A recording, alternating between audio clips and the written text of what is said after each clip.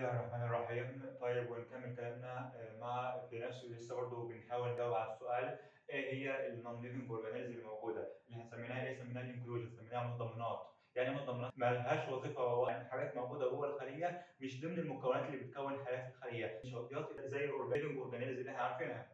درسنا في الجزئيه اللي فاتت هي الاجزاء اللي موجوده جوه الخليه ومش اجزاء حيه. درسنا الفود سواء كربوهيدرات او سواء ليبيد او سواء الفات. جميل. ننتقل نون ليفنج اورجانيزم ثانيه اللي هي بتقول لك ايه؟ هتلاقي انتقل لك لشرح حاجه اسمها البيجمنت. ايه هي البيجمنت يا شباب؟ والله البيجمنت مش عنصر معين، ولكنه ايه؟ ولكنه اي حاجه ملونه في الخلايا، اي حاجه ليها لون موجوده جوه الخلايا. واحنا عارفين ان في ثانويه عامه الحاجه بتبقى ملونه ليه؟ لانها بتمتص اطوال موجيه معينه تنعكس على عينك بلون معين. جميل. ايه انواع؟ انا دلوقتي عايزين نشوف حاجات ملونه، نحاول نجاوب على الجزئيه ديت. بنحاول مع بعض نشوف ايه اجزاء ملونه في جسمك. حاجات بيديك اجزاء معينه في جسمك. ايه رايك؟ مش بنسمع عن واحد مثلا عينه ملونه، بنسمع ان في واحد مثلا عينه زرقاء، عينه صفراء، دي برضه صبغه. ممكن نقول ان العين دي فيها صبغه بتديك لون معين في جسمك اهو. طب حاجه ثانيه، الجلد مثلا يا شباب، مش احنا بنلاقي واحد مثلا بشرته غامقه، بشرته فاتحه، مش دي الوان، مش دي درجات الوان. فبالتالي برضه الجلد ممكن نعتبره ان هو حاجه ملونه فيها صبغه وبتعكس اطوال موضيه. طيب البيجمنت دي يا شباب في البدايه، البيجمنت هل يا ترى حاولوا قسموها بالنسبه لايه؟ بالنسبه لمقياس ايه؟ والله قسموها بالنسبه لحاجه مهمه اللي هي هل الصبغه دي جسمك اللي مكونها ولا هل اتضافها من بره؟ لو جسمك مكونها هنسميها اندوجينوس، اندو يعني داخلي. اما لو كانت خارجيه هنسميها اكسو، جايه من كلمه اكزايت اللي هي الخارج او خروج. جميل. النهارده بس نحاول بس نبدا الاول واحده واحده ونشوف مع بعض ايه الحاجات اللي جوه جسمك اللي بتدي صبغه. زي ما اتفقنا في البدايه قلنا حاجه اسمها، قلنا العين او الجلد. العين او الجلد عارفين مكوناته دي عباره عن حاجه اسمها اصباغ. اظن ان انا مش محتاج اقول لكم اسم الصبغه اللي موجوده في الجلد، انتوا طبعا عارفينها وحافظينها. اسمها ايه يا شباب؟ اسمها ميلانو سايت. مالها الميلانو سايت؟ وعايز تشرح لي فيها ايه؟ دي بالنسبه للصبغه، اول صبغه موجوده معانا. الوظيفه بتاعتها، نبدا الاول يا شباب نشوف الوظيفه بتاعتها ايه. والله احنا نفسنا عارفين اصلا من غير ما نقول الوظيفه بتاعتها هي ايه. الوظيفه بتاعتها انها تدي لون في الجسم، تدي كلر سواء للاي او سواء للسكين. طب ليه موجوده؟ ليه ربنا حطها في جسمك؟ لو ايه بقى؟ شبه اتفقنا ان بتمتص اطوال موجيه موجوده في الشمس، بتمتص اطوال معينه. الصبغه دي يا شباب برضه من صفاتها او من خصائصها انها ايه؟ انها بتحمي الجسم من اشعه فوق البنفسجيه، الترا فايوليت راي. احنا عارفين ان الاشعه فوق البنفسجيه ان جسمك اصلا ذات نفسه، سواء صوتك مثلا عارفين بيتعامل مع ترددات معينه ما بيزيدش عنها او ما بيقلش عنها، ودنك برضه بيتعامل مع ترددات معينه ما تقدرش تسمع اقل او اكتر. جلدك وطبيعه جسمك ترددات او الاهتزازات الضوئيه. احنا عارفين التردد هو ايه اصلا؟ التردد في البدايه، التردد في البدايه هو نوع من الاهتزازات او موجات بيساوي عدد الاهتزازات في الثانيه. في جسمك ما بيقدرش يتعامل مع اطوال موجيه معينه اللي موجوده في الشمس، اسمها الترا فايوليت راي. الاشعه ديت بالاطوال الموجيه مؤذيه للجسم، فكانت لازم أن يبقى موجوده حاجه تطلق جسمك كله عشان تبدا تحمي من الترا فايوليت راي، تبدا تحمي من الالترا فايوليت. موجوده فين؟ موجوده في كل خليه من خلايا الجلد، من الخلايا الطلائيه اللي موجوده في الجلد. بيفرزها والله بيفرزها حاجه اسمها ميلانو سايت سيل. حاجه تانية عايز تقولها؟ لا والله ده بس اللي انا عايز اقولها، مفيش حاجه تانية. طيب نبدا بقى نحاول نشوف مع بعض صبغه جديده موجوده في الجسم. ايه رايك يا شباب؟ عايزين حاجه تانية تكون ملونه. ايه رايك في حاجه زي الدم مثلا؟ احنا عارفين الدم ده ليه لون معين اللي هو اللون الاحمر. حته الدم قد ينقسم لايه؟ قد تكون وايت بلاد سيل او قد تكون بليتلت او قد تكون ريد. ده صبغه موجوده، ده لون موجود اهوت. فاللون يبقى عباره عن ايه؟ بتساوي ايه؟ لون بيساوي صبغه، فاكيد يبقى حاجه ثانيه. كريات الدم الحمراء، خلايا الدم الريد بلاد، الريد بلاد سيل. ايه الصبغه اللي موجوده في الريد بلاد سيل؟ هتلاقي كاتب لك حاجه اسمها الهيموجلوبين. هيموجلوبين.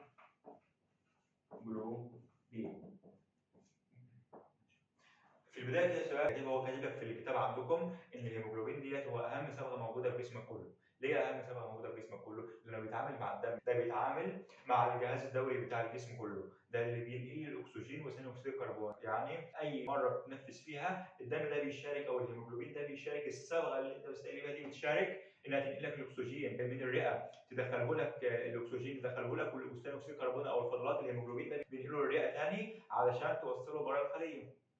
بره جسمك.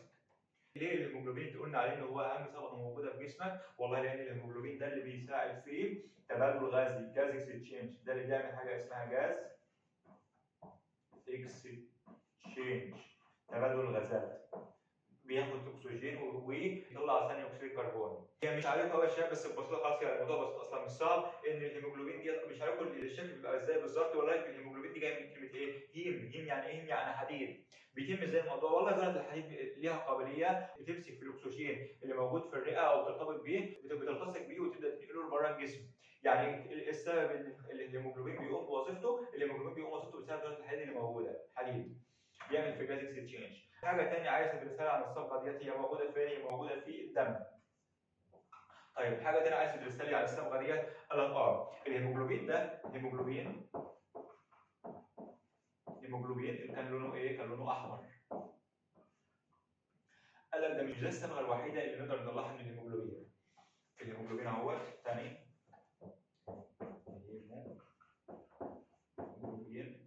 الهيموجلوبين اهوت.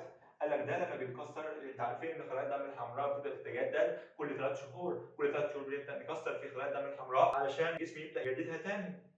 علشان كده يفضل تبرع بالدم كل 3 شهور. الهيموجلوبين بيبدا لما نبدا نكسر خلايا الدم الحمراء، الهيموجلوبين ده بيبدا يتكسر معاه وبيكون لك ايه؟ بيكون لك برضه الحديد اللي بيطلع فيه اهو، بيبدا يطلع لك ايه؟ يطلع لك هيموسيدرين. الهيموسيدرين ديت الصبغه اللي فيها ايه؟ اسمها الصبغه اللي بتحتوي على الحديد، صبغه فيها حديد. نبدا نكسر الهيموسيدرين ده، لما نبدا نكسره يبدا يطلع لك ايه؟ والله يبدا يطلع لك بيليروبين. ايه هي البيليروبين ديت؟ والله البيليروبين ديت الناتج التكسير بتاع الهيموسيدرين او الصبغه المحتويه على الهيم او على الحديد. البيليروبين لما نبدا نكسر الهيموسيدرين ونطلع منه عنصر الحديد يتحول لبيليروبين او الصبغه اللي بتحتوي على الحديد لونها ايه؟ لونها اصفر. فبالتالي الهيموجلوبين ما كانش الصبغه الوحيده اللي في جسمك، ده الهيموجلوبين الاحمر لما نبدا نكسره يطلع لي الاول هيموسبرين كمرحله وسطيه ويتكسر يتحول لبيليروبين او يديك لون اصفر. وده بالنسبه للصبغه الثانيه اللي كانت موجوده معانا. في صبغات ثانيه نقدر نستنتجها الجسم بيفرزها بشكل طبيعي. قال لك والله احنا دلوقتي عرفنا صبغه موجوده اللي هي صبغه الوقايه اللي بتنتهي الجسم كله، وصبغه الحياه اللي بتبدا تنقل الاكسجين وثاني اكسيد الكربون. في برضه صبغه جديده لقوها موجوده فين؟ والله لقوها في الخلايا العصبيه، النيرف سيل، النيرف. مالها الخلايا العصبيه دي؟ عايز تقول لي فيها ايه؟ الخلايا العصبيه لقوها صبغه موجوده لونها ايه؟ ابتدوا يدرسوا الخلايا العصبيه لقوا فيها صبغه معينه، لون معين موجود فيها، سموها ايه؟ سموها صبغه اللايبو فيوسين. ايه قصه اللايبوفيوسين دي؟ عايز تفهمني عنها ايه؟ اللايبوفيوسين دي لقاها موجوده، بس الخلايا المميزه بيها هي خلايا النيرف سيل، الخلايا العصبيه والخلايا الكارديو او خلايا القلب. اشمعنى موجوده الخلايا اللي موجوده في الاعصاب وموجوده في القلب بس؟ قال لك والله لان اللايبوفيوسين دي خلايا ايه؟ تمثل الصبغه اللي موجوده في المواد الفضلات اللي الخلايا بتنتجها. يعني اللايبوفيوسين دي بتمثل ايه؟ والله ده لون الفضلات اللي موجود جوه الخلايا. احنا اتفقنا ان العمليات اللي بتتم جوه اصغر خليه هي العمليات اللي بتتم في جسمك، زي ما انت عندك برضه جهاز اخراجي وفي فضلات، خلايا زي الخلايا العصبيه عندها برضه جهاز اخراجي بتاعها بيطلع لي فضلات معينه. الفضلات دي كانت اسمها ايه؟ اسمها اللايبوفيوسين، لونها ايه؟ يلوش كلر، لونها يلوش ان كلر، اسمها اللايبوفيوسين. بتزيد الصبغه دي يا شباب ولا ثابته ولا بتقل؟ والله بتزيد مع التقدم في العمر، ما هو مرور الوقت ومع التقدم في العمر كل خليه لما تكون لسه بدات شغلها مرور الوقت هتبدا تكون لي فضلات كتيره وتبدا تكونها جوه الجسم. دي بتزيد مع ايه؟ والله بتزيد مع الايدجنج، بتزيد مع كبر السن. ببساطه يا شباب احنا كده تقريبا غطينا اغلب الصبغات اللي موجوده في جسمك.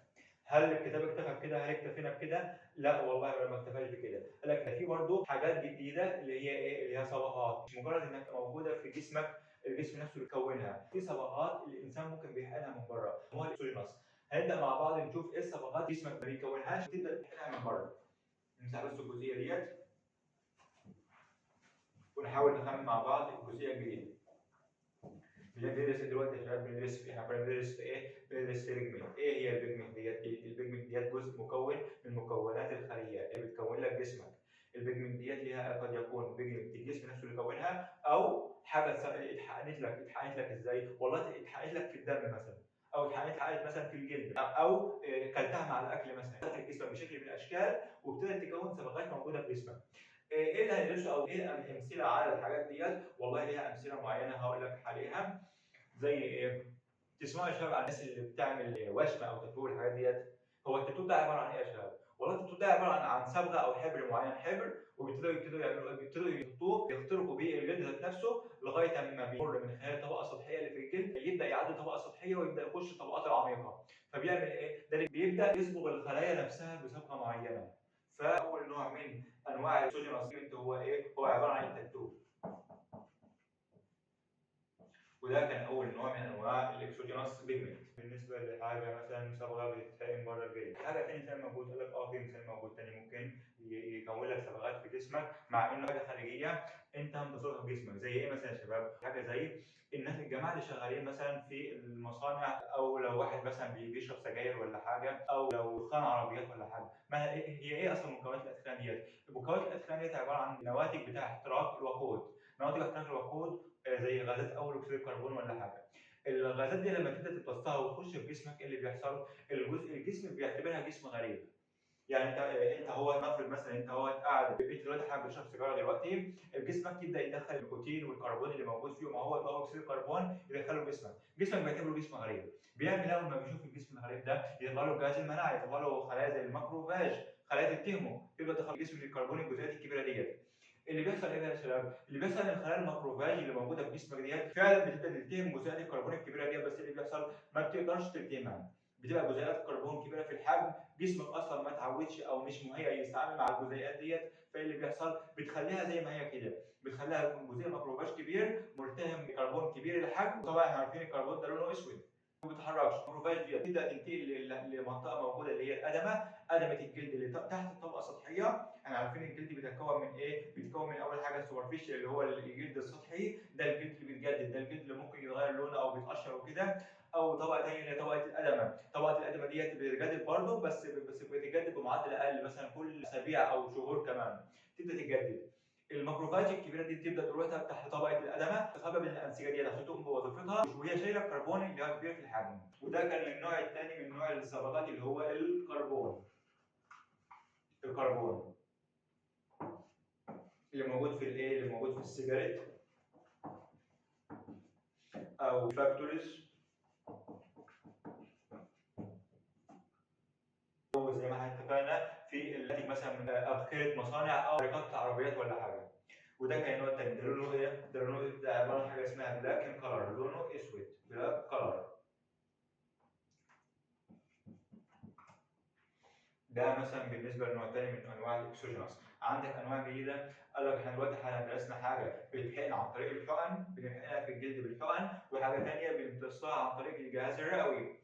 التالت نوع اللي حابب ينوع لك، جاب لك نوع ايه تاني بقى؟ جاب لك نوع عن طريق الغذاء. الغذاء اللي يعني هو انا ممكن اكل اكل معين يبدا يغير لي الوان او الصبغات اللي موجوده في جسمك ذات نفسها. قال لك والله ابتدوا يشوفوا صبغه معينه اسمها صبغه اللي عليها الدور، صبغه اسمها كاروتين. كاروتين بالاسم كده جاي من كاروت يعني جزره. دي صبغات يا شباب موجوده بكميات كبيره فين؟ في حاجه زي الجزر، ولها برضه في الطماطم، طماطم، ولها برضه في حاجه زي اللي هو القرع العسل، لو حد يعرفه قرع العسل. مالها الصبغات ديت؟ الصبغات دي في البدايه زي ما حد فيكم لون الجزر او لون قرع العسل بيبقى لونهم نفس الالوان ديت، بتبقى لا صفراء لا اصفر لا برتقاني. الصبغات دي برضه يا شباب لما تبدا تدخل في جسمك يبدا الصبغات ديت ما بتتكسرش، الاركاز سواء الجهاز الهضمي او غيره ما بيعرفش يكسر الحاجات ديت، وبتبدا الصبغات ديت تفضل موجوده في جسمك كتير. ده كان بالنسبه للصبغات اللي موجوده في جسمك سواء الاندوجينوس او الاكسوجينوس. على الجزئيه ديت لان جزئيه الصبغات نفسها هي جزئيه ممكن يجي على اسئله اختياريه كتير، وجزئيه مليانه اسئله محتوى. يعني درسنا في البدايه كنا عايزين نشوف المكونات اللي موجوده النون ليفنج اورجانيزم، ان في حاجه اسمها صبغات. الصبغات دي مواد كيميائيه موجوده عاديه، عناصر عاديه وملهاش حاجات نون ليفنج يعني غير حيه ما بتشاركش في الحياه. زي ايه؟ قد يكون حاجه اندوجينوس قد يكون حاجه اكسوجينوس. درسنا في البدايه الاكسوجينوس زي ايه؟ قلنا الاكسوجينوس هي حاجه خارجيه الجسم ما بيكونهاش، بتتاخد عن طريق ايه؟ تقدر تاخدها عن طريق اكل معين غني، وعرفناه في حاجه زي الكاروتين موجود في قرع عسل او الجزر ويبقى لونه اصفر او برتقاني، ده بالنسبه للكاروتين. او ممكن صبغه، ممكن تبقى حاجه ثانيه، ده ممكن تبقى صبغه سمراء. صبغه سمراء جايه منين؟ جايه من الجهاز الرئوي. تاخدها ازاي؟ والله بيبقى غالبا بتبقى كربون، تاخدها في صوره مثلا بتشرب سجاير ولا حاجه، او في مصانع مثلا سواء زجاج او في مناجم ولا مناجم فحم ولا حاجه. مثلا الدخان اللي موجود ده لما انت بتتنفسه مفيش، امال بيروح جسمك بيبدا ياخد عادي يترسب في جسمك. ودرسنا برضه حاجه ثانيه اللي بتتهم من طريق ثاني غير طريق الاكل او غير طريق الجهاز التنفسي، هو حاجه اسمها التاتو. عباره عن ايه التاتو ده؟ بيبداوا هم عايزين يثبتوا صبغه ديت في الجلد، فبيبداوا يجيبوا ابره طويله علشان يخترقوا الطبقه السطحيه ويوصلوا فين؟ يوصلوا للادمه، الطبقه العميقه. بيعملوا في الادمه والله بيبداوا يعملوا جروح، لو عايزين مثلا بالتفصيل شويه بيبداوا يعملوا جروح في طبقه الادمه. دي مثلا طبقه الجلد السطحيه اهيت، طبقه الجلد السطحيه، ودي طبقه مثلا الادمه اهيت. بيبداوا يدخلوا ابره هنا، ابره طويله اهوت، والابره دي عليها ايه؟ عليها الصبغه اللي موجوده. يبداوا يعملوا جروح موجوده في طبقه الادمه. ايه اللي بيحصل؟ اول ما يحصل جروح في الادمه ويبدا يطلع نزيف، جهاز المناعه بيتدخل. مين اللي بيتدخل في جهاز المناعه؟ بيتدخل حاجه اسمها الماكروفاج. ماكروفاج او الخلايا البلعميه. تعمل الخلايا البلعميه، الخلايا البلعميه هتلاقي ايه؟ هتلاقي شويه صبغه جايه لها، صبغه موجوده سمراء هي جايه لها. تعمل ايه؟ تبدا الخلايا البلعميه تاكل الصبغه ديت، تبدا تمتص الصبغه ديت. احنا اتفقنا من حيث اللايزوزوم لما بتشوف ماكروفاج وعمليه فاكيول، عمليه فاكيول محاوطه جسم غريب، بيطلع له لايزوزوم. طلعنا اللايزوزوم موجود اهوت، اللايزوزوم. يبدا اللايزوسوم يدور بالجدار ده علشان يبدا ينقل الميه النار اللي موجوده جوه، يبدا ينقل اللايزوزوم الانزيم لجوه. اللايزوزوم الانزيم ما بتقدرش تكسر الماده دي، ماده غريبه اصلا، بتبقى اكاسيد زئبق واكاسيد كربون وغيرها. اللايزوزوم ما بيقدرش يكسر الماده ديت، فايه اللي بيحصل؟ الخلايا زي ما هي بتخزن في جسمك.